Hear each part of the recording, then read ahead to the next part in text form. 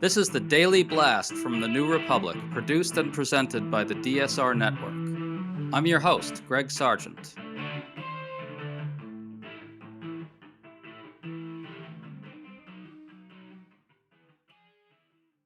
Donald Trump pays close attention to Fox News polling, so surely he'll see the latest one from Fox, and it's a real doozy. His numbers on the economy are indescribably awful, and the poll also shows that Democrats have the advantage over Republicans on the economy for the first time in many years, a real milestone. All this comes as several new reports suggest Trump knows he's in real trouble. He's eyeing more purges of top staff, and his top lieutenants are feverishly searching for a midterm strategy. G. Elliott Morris, who runs the Strength in Numbers Substack, has been arguing for some time that Trump's numbers are much worse than our mainstream discourse allows. So we're talking to him about all this today. Elliott, always good to have you on. Hey, thanks for having me back, Greg. So let's start with this new Fox News poll. It has Trump's approval on the economy at 34% of voters nationally, with 66% disapproving. I'll do the math. That's 2/3 disapproving. His approval on inflation is even worse. It's at 28%, with 72% disapproving, which is almost 3/4. Elliott, can you put that in context for us? How bad are those numbers? So, Greg, great question. The first thing I did was I looked up Joe Biden's approval rating on this same question. Joe Biden bottomed out at a minus 32 net approval rating. That's the difference between his approval and disapproval in this survey. That was in May of 2023. That's like when inflation was at 8-10% and people were really stressed out about prices. Donald Trump hit minus 32 in this polling today. That's the net rating for his approval on the economy. So if you're like getting lost in the numbers, I think that's some really useful context. Donald Trump's numbers on the economy, the thing that he won the 2024 election on, are as bad as Joe Biden's were during the peak inflation crisis of 2022, 2023. Amazing. And let's talk about those inflation numbers. I don't think I've seen anything quite like this. 28% approving, 72% disapproving. Again, nearly 3/4 of the country disapproving of Trump on inflation, the issue that is easily one of the top two or three for people. Yeah, and this is kind of the same thing, right? Donald Trump won the 2024 election on getting prices down and getting the economy moving after COVID. Okay, arguably it was already doing that, but let's just grant him that that's why he won. He's at minus 44 on this in the Fox News survey on net. In my polling, he's at minus 46, so it's not like this is an outlier number. Basically 3/4 of the public doesn't like how the president is handling inflation. That is consequential. That's the thing he won on. If he's that low on inflation, his number one issue, then like, what is this White House even doing if that's where they're ending up on this question? Well, we're going to talk about that in a second, but there's a real kill shot in the Fox poll. It finds that Democrats are favored over Republicans on the economy for the first time since 2010. 52% pick Democrats and 48% pick Republicans. And on prices, again, here it's even worse. 54% favor Democrats versus 46% who favor Republicans. Elliott, we've been told for a very long time that Democrats are in deep trouble because voters prefer Republicans on a range of matters. This seems to upend that. No? What are your thoughts on all that? Greg, I looked up the Republican and Democratic parties' numbers on the economy for 2024. Okay, these numbers come from Gallup. Gallup found that on the question of which party was, quote, better able to keep America prosperous, I know slightly different than who do you trust on the economy, but that's the question wording they use. On that question, the Republican Party had a 6 percentage point advantage going into the 2024 election. So this Fox News poll shows what a 15, 16 percentage point swing. In my survey out this month in April, Democrats beat the Republicans on handling jobs and the economy by 10 points as well. I do want to talk about your Verisight poll because it showed something similar in a bigger sense, too. You found that the Republican Party is now more disliked than the Democratic Party is. The Democrats are at 45% approval to 48% disapproval. Not great, but, pretty close to parity maybe. But the Republican Party is at 39% approval to 55% approval. And I thought a fascinating number from your poll, Democrats are 11 points ahead of Republicans on who looks out for the middle class. It's now kind of hard to dismiss what we're seeing here because the pattern is starting to really emerge. Democrats are taking the lead or gaining the advantage on the economy now. It's not just disapproval of Trump and, oh, people also hate Democrats. It's voters now starting to look to Democrats as the better party on this issue. Is that basically what's happening?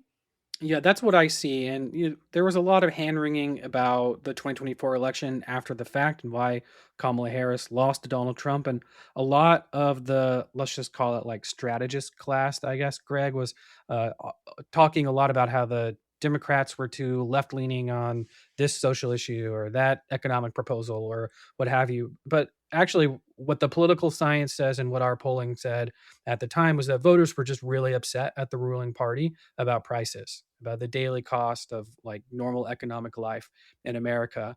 And if that was the case, then your inference should have been from all along that as the economy, I guess, failed to recover to the level that Americans are expecting it, as prices stayed elevated and wages didn't catch up, that voters would turn that anger against the Republican Party, the party that came in charge. And I think that this polling is showing that trend is really coming true now. Yeah, and this is not unimportant. I really want to underscore that. Like the entire pundit class and the entire strategist class, with some exceptions, but basically that whole group of people overread the significance of Trump's 2024 win. And I don't think there's been any real accountability or admission of that fact. It's very clear right now that that's what happened. Now, I don't want to get too confident or anything about Democratic chances. Anything could happen in these midterms. Maybe Trump comes back. Maybe, I don't know. And maybe the numbers for Democrats are bad enough that it'll mute their win in the midterms. But still, I would like to just have it a little more broadly understood that Trump's 2024 win was, as you say, not the seismic shift in the electorate that we were told it was, and that there was a massive overinterpretation. Your thoughts on that? Yeah, but Greg, he only won by a point and a half. I mean, the guy won by 3 times less of a margin than Joe Biden did. He barely won the swing states as well. He won Pennsylvania by what, a point and a half. I mean, we were writing this at the time. This was not like the big electoral victory for MAGA Trumpism that he wanted the media to believe. Tens of millions of medical claims are denied every year, yet little scholarly attention has been paid to their scale or impact on patients' health and financial security. In her new book, Coverage Denied, health policy professor Miranda Yaver offers a sobering account of the ways that coverage denials damage patient health and exacerbate inequalities along income, education, and racial lines. Using rich interview material and original survey data, Yaver draws critical attention to the many medical claims denied by health insurers every year, shining a necessary light on the inequitable U.S. healthcare system. Cambridge University Press brings you Coverage Denied by Miranda Yaver, out now. Buy your copy today at cambridge.org/coverage denied.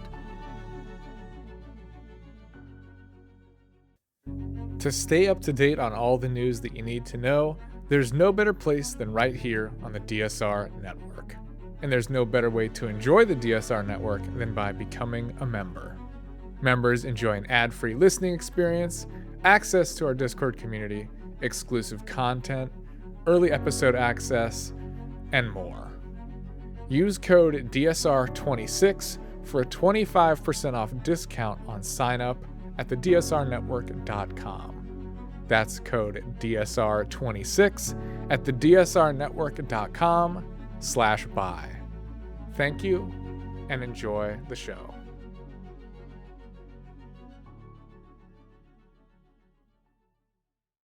There are some signs that Team Trump knows they're in trouble. CNN reports that a bunch of Trump advisors are plotting this new push centered on messaging the midterms as a choice between the two parties and not as a direct referendum on Trump's presidency. I'm going to quote from the CNN report, quote, The strategy is driven by internal polling showing that Republicans still hold a trust advantage over the Democratic Party on some key issues, even as Americans have soured on Trump and his performance overall. Close quote. Well, I don't even think that these advisors can count on that. They can't count on Republicans necessarily holding a trust advantage over the Democrats at this point, can they? It really just depends on what survey question you're picking. Yeah, sure, Republicans have a trust advantage over immigration, but if you ask Americans who they're going to vote for, they still say they're going to vote for the Democratic Party in those same survey numbers, right? So unless Trump White House and the RNC have some plan for materially changing opinion about what issues people say are most important to them, over indexing on this stuff where Republicans have a trust advantage on like immigration and border security just is not a solution to their current problems. Their problems right now is that the American people don't trust the Republican Party to handle their most important issues, like period, full stop. And over indexing on things that aren't the most important issue is not going to change that. So let's talk about the battle for the House. What is your latest polling find on that, and what's your general sense of it? The House, I think, is probably a foregone conclusion for the Democrats, if I'm being honest with you, Greg. I mean, the generic ballot in our survey is D+7. There's a pretty predictable historical pattern where the party out of power gains ground as the midterms go along. So the party out of power is the Democrats. We should expect them to gain at least a couple of points in the generic ballot over the next couple months. And the Democrats are emerging from this referendum in Virginia with maybe a net add in their number of seats from the redistricting wars that Donald Trump started next year. If you redo the House elections from 2024, just with the new lines, it looks like Democrats will actually have gained one seat from that, which means Republicans would have only had a 3-seat advantage, I think, 219, so 2-seat advantage. Like the average swing in a midterm normally without a president at 20% on prices is for that party to lose 26 seats in the House. With a president at a 35, 36% approval rating, that loss of seats goes up to closer like 35, 36. This is a level of like political gravity that the Republican Party is not, in really any conceivable electoral simulation, going to be able to dig itself out of. I would put this at like 95, 96% chance. I'm almost sure Democrats will take the House. And what do the averages have on the generic ballot right now? Our average at 50+1 has the Democrats up 5.5 points right now. So we probably need to see that swell a little, right? And you expect that to happen due to historical patterns? Yeah, I expect that number to increase, but even if it was just +5, we're still talking about Democrats flipping, 10, 15 seats, which is more than they need. They just need 2 or 3. Right, exactly. Well, so there are other signs that Trump knows that he's in big trouble here. Politico reports that it's plausible that more purges of top officials are coming. A Republican senator anonymously says to Politico, quote, he's in a bad mood, so he's letting a lot of them go. Speaking of people around Trump, the senator continued, he's preparing to really let a lot of them go, close quote. Yeah, I mean, Trump looks like he's in a bit pretty foul mood these days, and I got to think a lot of these numbers that they're looking at privately as well as publicly explains that we are seeing people start to drop out of the administration as well. I expect that to continue. Is that the sort of thing that can help, though? It sort of seems like that's not really going to do much. It's just not what the American people are concerned about. And I'll just say one thing. There's also this idea in the Republican Party right now that maybe Donald Trump will do some sort of like presidential campaign style tour of America to juice turnout among those, lower turnout likelihood Republican voters, those types of voters who turned up in 2024 for him. That actually is a good idea. Trying to get turnout up among those low propensity voters is what they need to do. They need those voters to show up. We've been seeing all these special elections when you just have the high likelihood turnout voters show up, but those are Democrats winning by, 15 points on average better than Kamala Harris did. So that's not going to fly. But the thing is, right, Greg, Donald Trump is having what, like 3 press conferences a day in the White House where he's just sleeping through them. He does not have the juice to do a campaign across America, a presidential election style campaign. It'll probably kill the guy. So not to be too morbid, I just don't think that that's a workable strategy. And the fact that they're throwing out all these different ideas about how they might win, different things they could try, just like throwing shit at the wall to see what sticks, that shows that they really acknowledge the depth of the problem that they have. Yeah, he really does seem to lack the juice to pull something like that off. And in fact, we have some numbers that really get at that as well. In the Fox poll, 55% say Trump doesn't have the mental soundness to be president. That's a solid majority versus only 45% who say he does. And in your poll, 55% support impeaching Trump, kind of coincidentally. So this is really a very clear situation where a solid majority of the country just doesn't think this guy should be in the White House, shouldn't be in the Oval Office, is not fit for the job, is just fucking it up, and needs to go. Isn't that sort of the basic size of it at bottom? Yeah, I think the basic shape of this problem is that the president has spent a year and a half now campaigning on 4 or 5 major policies that the American people don't like, right? Just to name them, like mass deportations for people who have been here 20 years, for regular working families. People don't like that. The tariffs, people don't like that. Rollback in ACA subsidies, people don't like that. Tax cuts for the rich, people don't like that. And a war in Iran, that people don't like that. And this has been day after day coverage that the Trump administration is giving freely. They do press conferences about this, drawing attention to these unpopular policies. If you do that over and over again for 16 or 14 months, whatever it's been, and you're like the public face of all these negative policies, there's going to be backlash against that. That's really what we should expect, Greg. So, just to close this out, we've had a number of polls that show Trump's overall approval, not just on the economy, overall approval in the 30s. The New York Times polling averages, which are not really polluted by bad data, have him at 39, which is not where he's been in averages for the Times, done by the Times for the last year and a half mostly. Is that low enough to make the Senate gettable for Democrats? What's your reading on that? Where does Trump have to be approval wise to get to 4 seats, which Democrats need to net? These are very tough races. They're running in some very hard states. What's your sense of it? Where does Trump have to be for Democrats to win the Senate? Greg, the median Senate seat leans towards Republicans by about 7 or 8 percentage points. So the Democrats would need to win the House by about 7 or 8% to have an equal shot at winning control of the Senate, 50 seats in a good year with like good candidates, good engagement, whatever. A year like a midterm year. Democrats right now, they have to win 51 seats. So like add a couple points onto that. That means maybe D+10, D+9. They are favored to win the Senate. Today in our survey, they're at D+7. On average, they're at D+5.